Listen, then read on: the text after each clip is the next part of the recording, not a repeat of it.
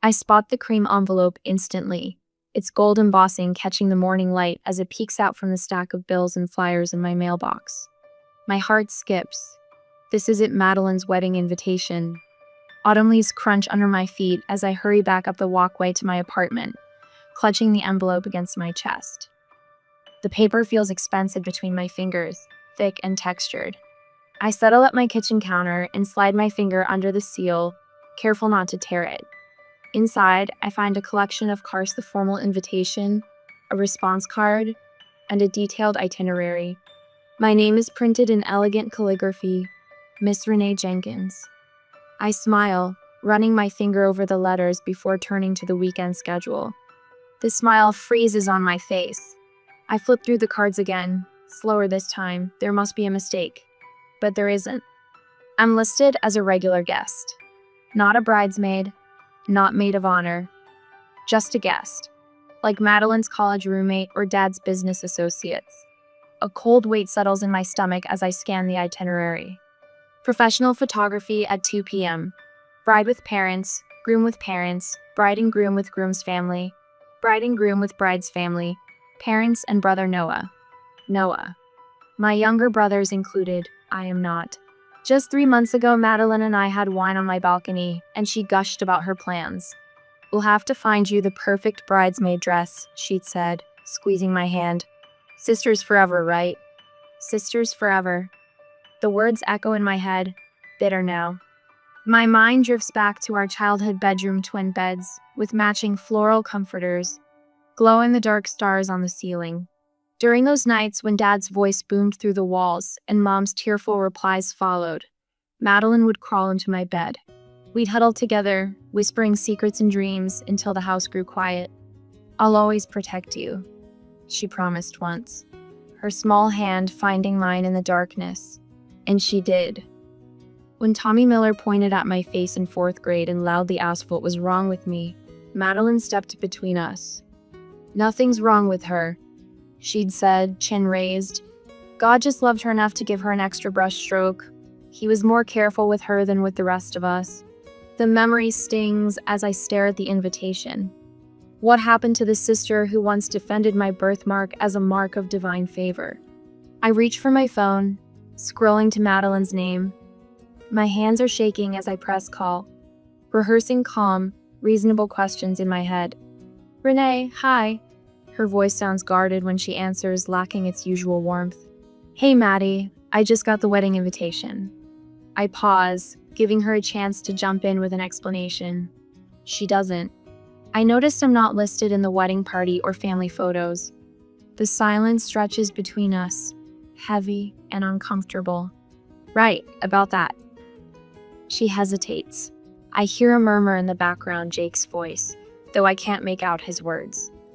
We decided to keep the wedding party small. Noah's a groomsman, I say, my voice steady despite the hurt churning inside me. Jake wanted him.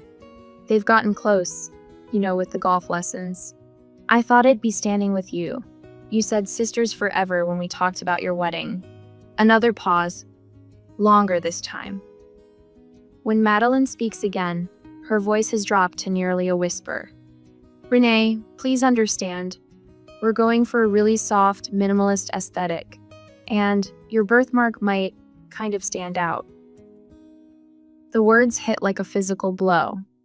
My free hand moves instinctively to my left cheek, fingers tracing the edges of the port wine stain that covers a third of my face. In the photos, she adds, as if that makes it better, Jake's family is very particular about appearances. I end the call without answering and drive to my parents' house in a daze. The familiar kitchen, with its faded yellow curtains and the scent of Mom's cinnamon tea, has always been a refuge. Today, it feels like walking into a trap. You spoke to Madeline? Mom asked the moment I step inside, her expression carefully neutral. I nod, settling at the kitchen table. Did you know? Mom busies herself with the kettle. Dad lowers his newspaper just enough to glance at me over the top. You know how important appearances are to the Thompsons, he says with a dismissive wave of his hand. Jake's father is on the hospital board with half the town's elite. So you agree with her? The betrayal cuts deeper now, expanding beyond Madeline. Mom sets a mug of tea in front of me, not meeting my eyes.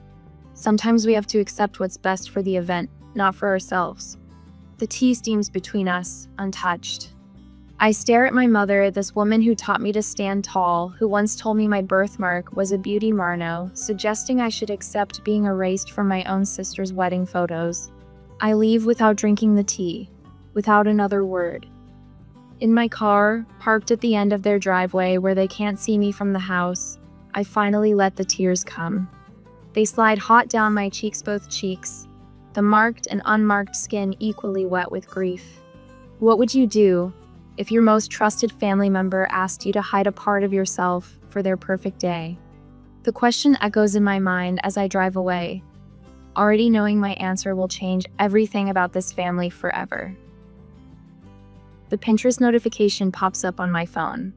Madeline Jenkins has added you to Dream Wedding. I shouldn't look, but curiosity pulls me in like a tide. I freeze at a board titled Flawless Family Photos, filled with portraits of perfectly matched families in cream and blush tones. Every face unblemished, every smile symmetrical. Not a single visible difference among them.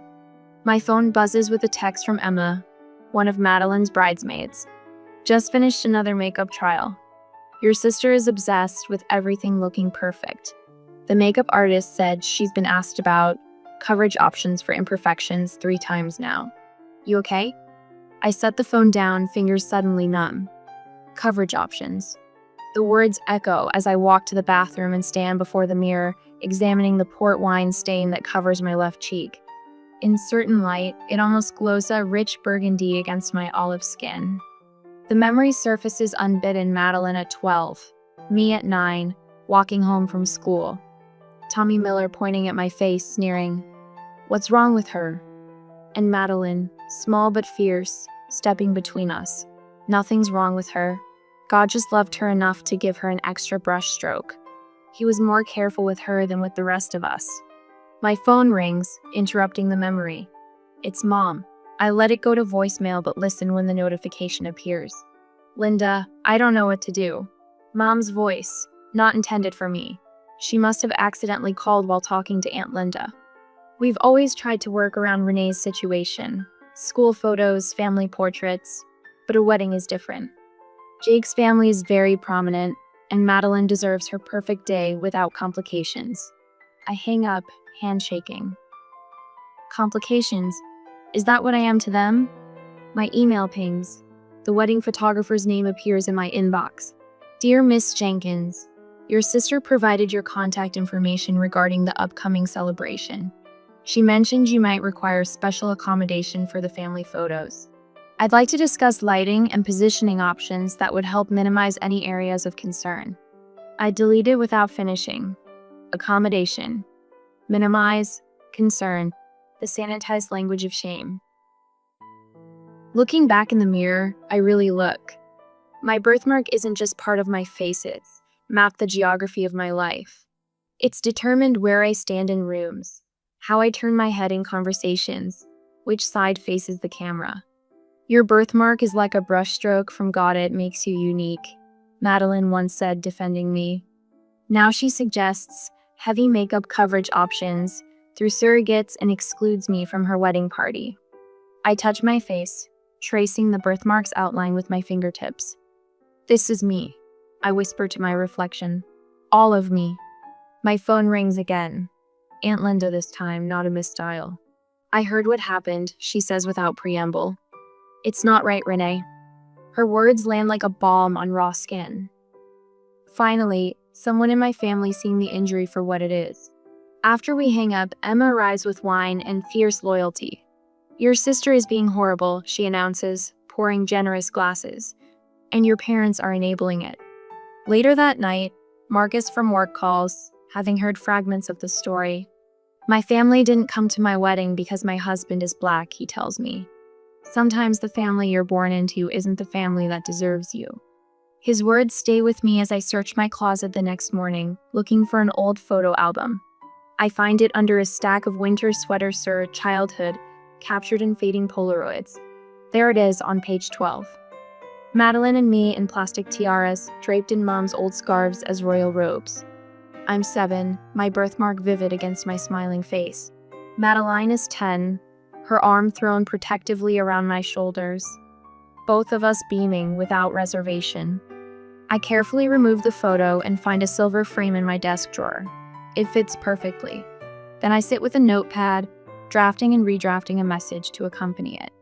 2 hours and a dozen attempts later, I have the words, "Thank you for helping me realize not everyone who calls you family actually sees you as part of the picture."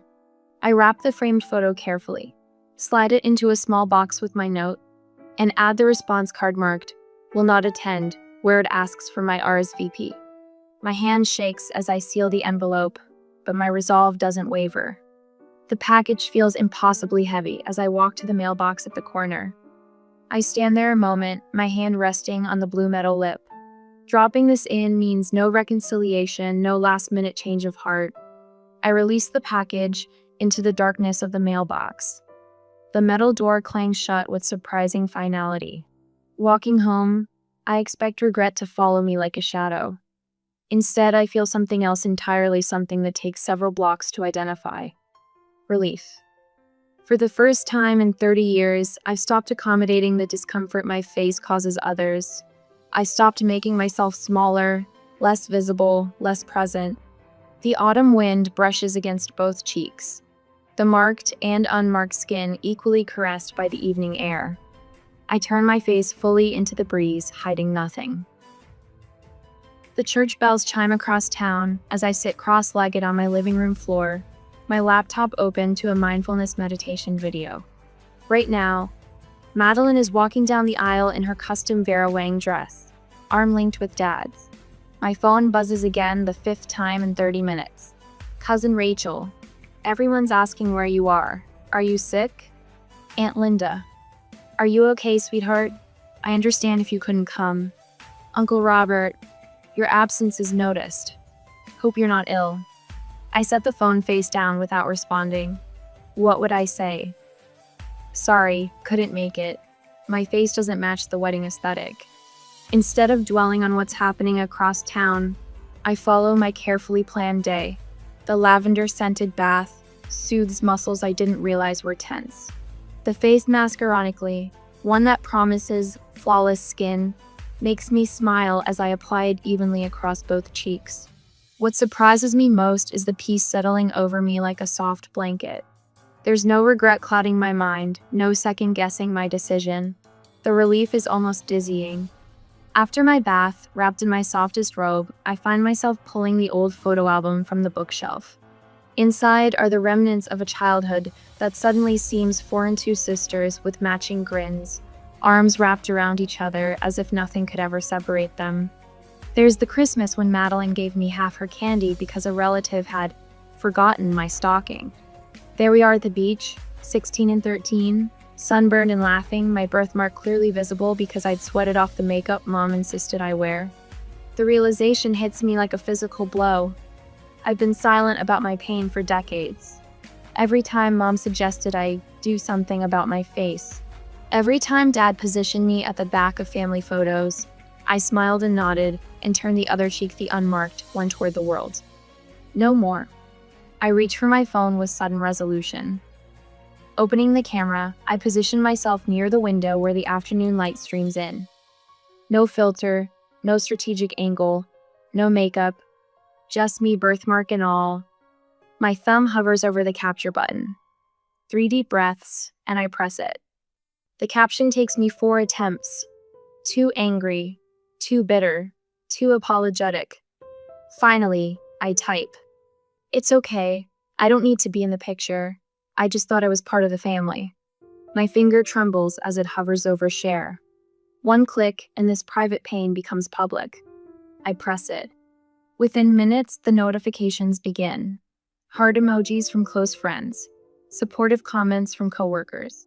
Then something unexpected, a share from someone I don't know, with the caption, "This touched my soul." How many of us had been erased from our own family stories? By morning, I wake to thousands of notifications. 10,000 likes, shares in the thousands, comments numbering in the hundreds. As I scroll, Disbelief mounting, I see that my small moment of truth has erupted into something far beyond my control. News sites have picked up the story. Wedding rejection goes viral. Strangers are sharing their own stories of family exclusion in the comments. I have vitiligo, and my cousin asked me not to be in her wedding photos. I never told anyone how much it hurt until seeing your post. My daughter has a facial scar from an accident. She's only 8 and already learning to hide. Thank you for showing her another way. 3 different news stations have sent interview requests. A facial difference advocacy organization has reached out asking if I'd consider becoming a spokesperson. My private pain has become a public conversation. The first call comes from Mom at 7:43 a.m., followed by 3 more in quick succession. I let them all go to voicemail. When I finally listen, her voice progresses from confusion to anger to tearful pleading. "Renee, what have you done? Everyone is calling us." The second message is higher pitched. "The Thompsons are asking questions. Jake's mother called me." By the third, she's crying. "I don't understand why you're doing this to us. We've always protected you, always made sure you felt included despite your condition." Next comes Dad's text, blunt and dismissive. "Fix this embarrassment immediately. You've gone too far this time." It's nearly noon when Madeline calls from her honeymoon.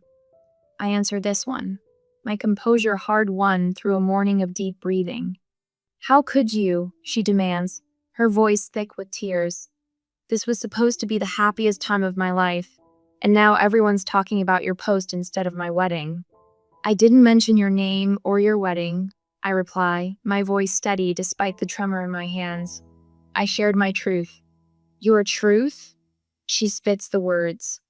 "What about family loyalty? Privacy?" "That's rich coming from you, Maddie." Her voice drops to a whisper. "Jake's family saw it. His mother asked if I was ashamed of you. Some of our wedding guests messaged me asking why you weren't there. They said they didn't see you in any of the ceremony photos. Do you have any idea how humiliating that was?" I close my eyes, absorbing the revelation. People noticed my absence. They questioned it. "I'm sorry you felt humiliated," I say finally. "I know how important appearances are to you." After we hang up, I sit in the stillness of my apartment, trying to process what's happening. I never expected this. I'm not an influencer or a public speaker or an activist. I'm just Renee Jenkins, the woman with the birthmark who finally stopped hiding. My phone pings with a new email notification. A producer from Morning America wants me to share my story. What happens when a private family rejection becomes a public conversation? I never expected to become the voice for thousands who felt invisible, but as my trembling fingers reach for the keyboard to respond, I realize my next move will show us all what true courage looks like. The call comes on a Tuesday morning while I'm stirring honey into my tea. The producer's voice is warm, almost reverent. "Miss Jenkins, your story has touched so many people. We'd like to invite you to share it on Morning Conversations with America." My spoon clatters against porcelain. The show reaches millions, mostly women over 50, who send prayer chains and vote in every election. Women like my mother. I spend hours considering whether to accept. This isn't about revenge. It's about the thousands of comments from people with visible differences who've endured similar rejections. Their stories haunt and deserve to be acknowledged. "I'll do it," I tell the producer when she calls back. "But I want to focus on acceptance, not my specific family situation." She agrees immediately. "That's exactly why we chose you, Renee. Your dignity speaks volumes." Dad's call comes that night, his voice carrying that false casual tone that always precedes a threat. "This family business needs to stay private," he says without preamble. "Your grandfather left the lake house to me, and I determine who inherits it. Remember that before you go embarrassing us on national television." Within hours, Mom appears at my door, uninvited. "Sweetheart," she says, slipping past me into the apartment. Her perfume, the same lily scent she's worn since childhood, fills my entryway. "Family matters should stay private. That's how we were raised." "You're only worried about privacy now that people are seeing the truth," I counter. She sighs. "Jake's family is mortified. His father sits on boards with people who watch that show. Jake himself calls Nexus lawyer voice in full effect. Public disparagement has legal consequences, he says. I'm asking you, as family, to reconsider. Just before bed, my phone dings with a text from Noah. I should have said something at the wedding. No apology, no commitment to do better. Just an acknowledgement that comes too late. The studio lights are warmer than I expected. The makeup artist worked carefully around my birthmark, enhancing my features without trying to conceal what makes me different. Catherine Mills, the host, leans over during the commercial break. Remember, this is your story to tell. Take your time. The red light blinks on, and suddenly we're live to millions of viewers. Renee, your post about feeling excluded because of your birthmark resonated with thousands. Can you tell us what happened? I take a deep breath. I'd rather not focus on specific family details. I begin. What matters is that I spent decades believing I needed to minimize myself to deserve inclusion. I don't mention Madeline by name. I don't describe the wedding invitation or my parents' dismissal. Instead, I speak about living 30 years with a visible difference in a world obsessed with flawlessness. This birthmark doesn't define me, I say, my voice growing stronger. But how people respond to it defines them. When I check my phone afterward, messages flood in, not just from friends, but from strangers. A woman whose burn scars kept her from attending her son's wedding.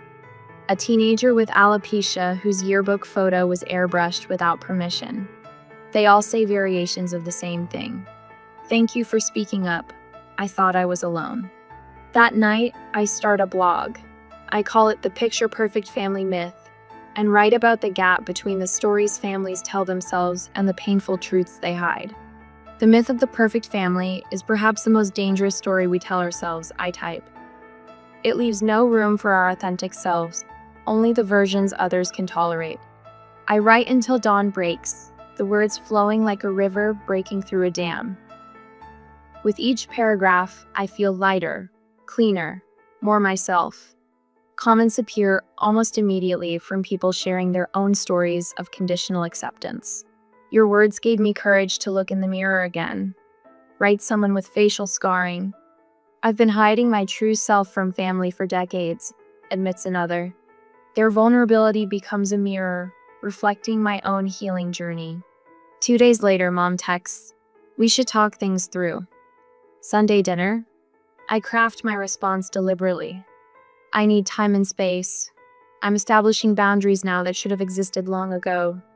I hope someday we can have an honest relationship, but that requires acknowledging the harm done, not just moving past it. I won't be coming to dinner. I set my phone to silent and place it face down on the coffee table. Since the invitation arrived, my shoulders relax completely. When Emma asks about my Thanksgiving plans, I realize with quiet surprise that I feel no obligation to spend it with relatives who see me as an inconvenience. I'm thinking of hosting a friend's giving, I tell her, for all of us who need a holiday without apologies or conditions. Count me in, she says without hesitation. I hang a new mirror in my entryway larger than the old one, positioned where the morning light hits it directly. Each day, I look at my reflection fully, no angle or shadows to minimize my birthmark. This face me whole, complete face is the one I'm finally ready to show the world. Not just on television or my blog, but in everyday moments where authenticity matters most. I check my lipstick one last time in Aunt Linda's guest bathroom mirror, shade that complements rather than distracts from my birthmark. My therapist, Dr. Chen's voice echoes in my mind. Remember, you're not there to convince them. You're there to speak your truth. 6 months have passed since Madeline's wedding. 6 months of unanswered calls gradually tapering to tense text messages. 6 months of rebuilding myself while they whispered about my absence. Emma waits in the hallway, scrolling through her phone. "Ready?" she asks, squeezing my elbow. I nod, my heart beats steadier than I expected. As I'll ever be. The living room falls silent as we enter. They're arranged like a tribunal, Mom and Dad on the floral love seat, Madeline perched on an armchair, Noah leaning against the fireplace mantel. Aunt Linda hovers near the kitchen doorway, arms crossed. "You brought someone." Mom's voice carries that familiar note of disapproval. "This is a family matter, Renee.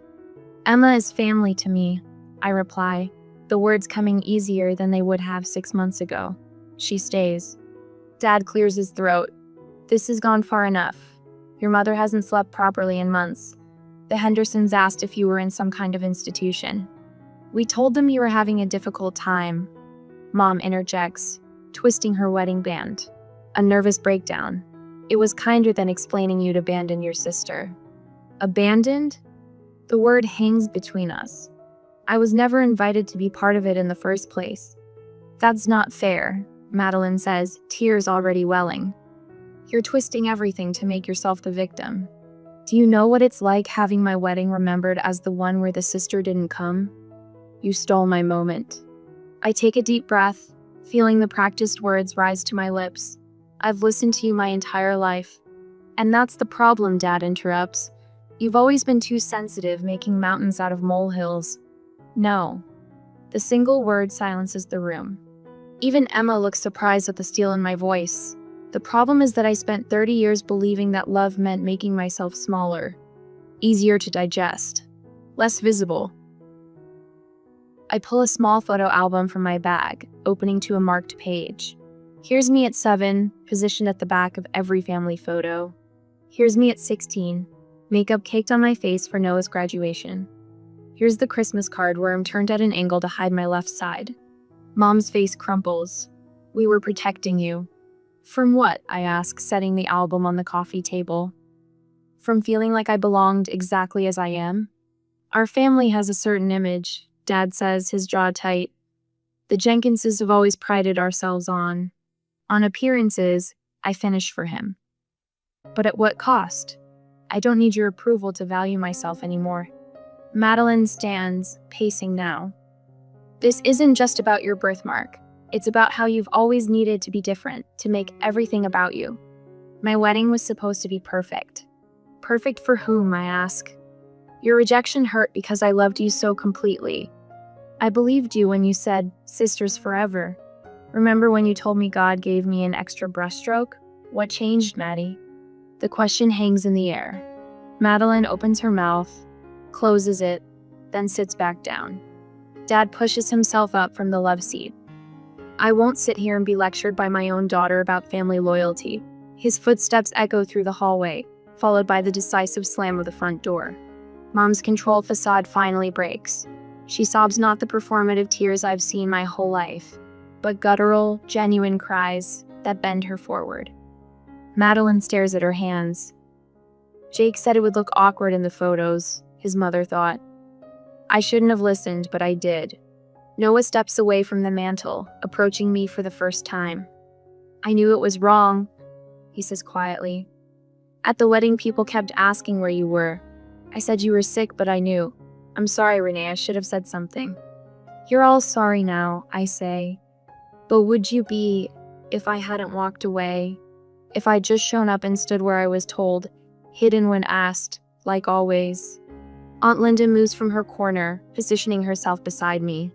I've watched this happen for years, she says, her hand finding my shoulder. This family has a history of hiding what we think are imperfections. My sister Darlene, your grandmother's cousin, had a clubfoot. They kept her home from family weddings. My own daughter's learning disability was our family secret until she struggled so much in college that she dropped out. She looks at my mother. I regret not speaking up sooner. The weight of Aunt Linda's words settles across the room. An elder saying, Renee is right, creates a seismic shift I feel in my bones. What happens now? Noah asks. I look around at these people whose blood I share, whose approval I once craved more than oxygen. That depends, I say, on whether any of you are ready to see all of me, not just the parts that fit your perfect picture. I stand before 20 women at the community center, my hands steady as I gesture to the projected image behind me, a photo of my face, birthmark fully visible, smile genuine. The moment I stopped hiding, I tell them, was the moment I started living. They nod. These women with their own visible differences, scars, birthmarks, skin conditions. 2 years after Madeline's wedding, I found my purpose in these workshops. My collection of essays, marked, Finding Beauty in What Makes Us Different, sits on a small table by the door. The journey from rejected sister to published author still feels surreal some days. After the workshop, I walk home through autumn leaves that mirror those from the day I received Madeline's invitation. But today they're crunched beneath my boots, sounds like applause, not judgment. My apartment different now, filled with photographs I've taken of people with visible differences. Their faces radiating joy welcomes me with the scent of the cinnamon candle Emma gave me for my birthday last week. The celebration still warms me. Friends gathered around my dining table, raising glasses to my 32nd year, seeing meal of me without flinching.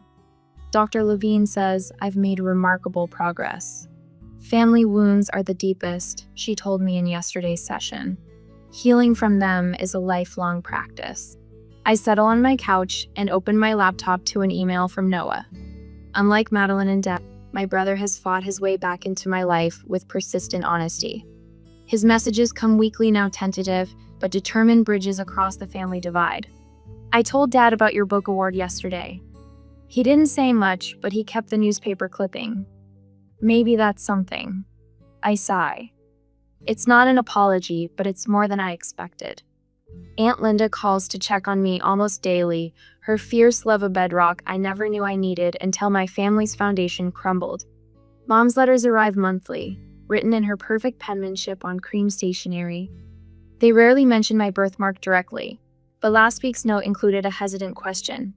Would you send me a link to that interview you did about children with birthmarks? It's not understanding. Not yet.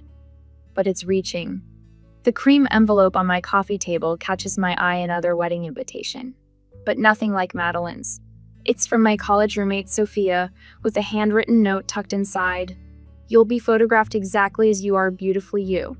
5th bridesmaid from the left, please and thank you. I've already checked will attend without hesitation. The contrast isn't lost on me how different it feels to be wanted exactly as I am. Last night, after dinner with Marcus, he kissed me for the first time. His fingers traced the edge of my birthmark with a reverence that made my breath catch. I've wanted to do that since we met, he whispered. The possibility of being loved completely unfolds before me like a map to a country I never thought I'd visit. I placed Sophia's invitation next to a photograph taken at Emma's sister's wedding last month. There I am, standing in the bridal party, birthmark visible, smile radiant. You're perfect just as you are, the photographer had said, not as a reassurance but as a simple fact. The peace I felt in that moment returns now as I touch the photograph. I don't need to be airbrushed into perfection. I don't need to be tolerated or accommodated. You're perfect just as you are, the photographer had said, the words floating around me as the camera clicked. Not a reassurance or empty platitude, simple, undeniable fact. My phone buzzes with a notification. Another registration for next month's workshop. The community I've built extends beyond this City Now an online forum where people share their stories of visible differences, celebrating rather than hiding. Last week, a mother in Australia messaged me about how my essays helped her daughter embrace her facial scar. I smile at the thought. 2 years ago, I could barely meet my own eyes in the mirror. Now I stand before crowds, lead discussions, challenge perceptions. The confidence spills into every corner of my life. The promotion at work, the TED Talk invitation, the morning runs through the park with my head held high. I just need to be me that was always waiting beneath the shame others placed upon me, the me that emerged when I finally chose myself. What does true acceptance mean to you? Is it found in blood family, chosen connections, or within yourself? I discovered it begins with self-love, with standing firmly in your own skin marked or noted, recognizing your inherent worthiness of being seen.